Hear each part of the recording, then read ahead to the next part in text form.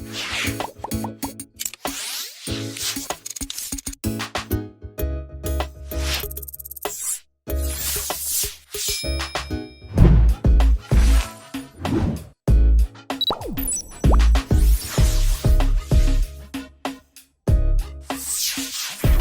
halo sahabat Nova, senang sekali aku Acik bisa menyapa sahabat Nova lagi. Kali ini kita akan ngobrol lagi nih sama seseorang penyanyi muda perempuan nih.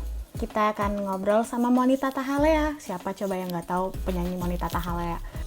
Oke Kak, salah satu kampanye Nova saat ini tuh kayak kita lagi campaign Pintar Atur Uang. Nah, Kak Monita kan pasangan muda gitu. Cara Kakak pintar atur uang nih Kak sebagai dengan pasangan di masa-masa pandemi ini. Karena pasti berubah kan? Iya, berubah banget bro. Karena misalnya ada beberapa bulan yang banyak kerjaan yang tertunda atau bahkan di cancel. Jadi kita bersyukur kita nabung.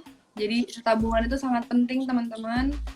Nabung gak usah langsung banyak. Setiap kalian dapat apa sedikit-sedikit nabung terus. Jadi dalam masa-masa kayak gini sangat terbantu banget dengan adanya tabungan gitu. Karena penghasilan misalnya berapa bulan belum ada, tapi pengeluaran kan harus terus. Belanja bulanan, listrik, air segala macem. Jadi tabungan tuh sangat penting banget. Walaupun sebenarnya momen udah pakai tabungan tuh buat aku tuh udah alarm istilahnya. Buat aku tabungan itu memang buat masa-masa yang sangat amat tidak terduga. Tapi ya itulah ini masa tidak terduga gitu, nggak ada di plan kita. Yang kedua udah pasti irit berhemat teman-teman. Kayak tadi kalau dulu mungkin karena misalnya kita jarang di rumah, sekalinya pulang udah capek, biasanya pesan makanan tuh pasti langsung online kan, pesan dari luar. Sekarang kita masak karena jauh lebih murah gitu, dan kalau kita beli sayur segala macam kita bisa masak buat berapa kali gitu. Sekarang belanja bulanan ya sebulan sekali aja cukup gitu. Terus apa ya, selama pandemi ini aku jadi belajar kebutuhan ya, ada kebutuhan primer, ada kebutuhan sekunder. Maksudnya aku jadi belajar hal yang kebutuhan esensial, malah kayak kalau dulu kayaknya aduh nggak apa-apa kali ya beli baju ini lucu, beli tas ini. Sekarang selama di rumah aja ternyata cukup aja kok pakai baju yang ada, walaupun misalnya seperti untuk interview atau segala macam, atau misalnya kerja yang harus rekaman di rumah ya nggak usah beli baju baru juga kan gitu. Terus tapi kayak kamu nggak lanjut dulu aja Kak. Kayak kalau cewek kan suka perawatan diri gitu. Sekarang aku juga jadi lihat-lihat misalnya kalau apa yang esensial, pembersih muka, masker, oke lah. Tapi kalau yang lain-lain kayak misalnya manicure, pedicure, apa yang bisa dilakukan sendiri sekarang ya cobain sendiri aja gitu. Atau misalnya kalau dari rumah aja manicure, pedicure juga nggak usah. Saya aku nggak yang warna-warni kukunya, karena kalau di Jakarta kan susah juga kan, mau kemana-mana masih serba tutup dan kita masih serba aware aman nggak ya di luar. Kayak hal-hal kayak gitu sih, mungkin ngatur keuangannya lebih ke itu, jadi nggak sering jajan. Ternyata banyak banget hal yang bisa kita hemat kalau kita nggak sering-sering jajan.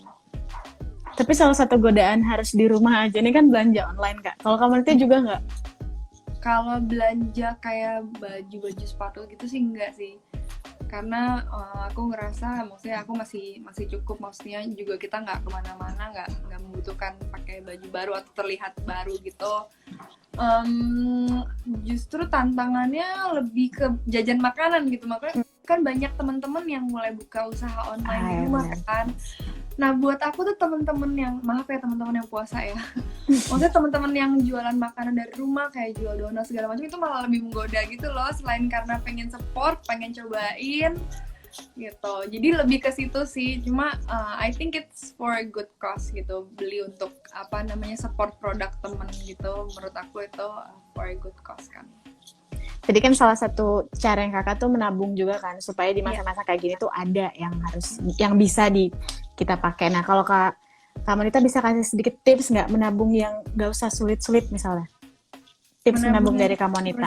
Misalnya nih kamu dapat penghasilan, biasanya aku pisahin dari penghasilan kamu, misalnya 10% biasanya kamu pakai misalnya buat apalah, buat kebaikan atau buat, kalau aku buat perpuluhan misalnya. Lalu 20% lagi itu kamu tabung.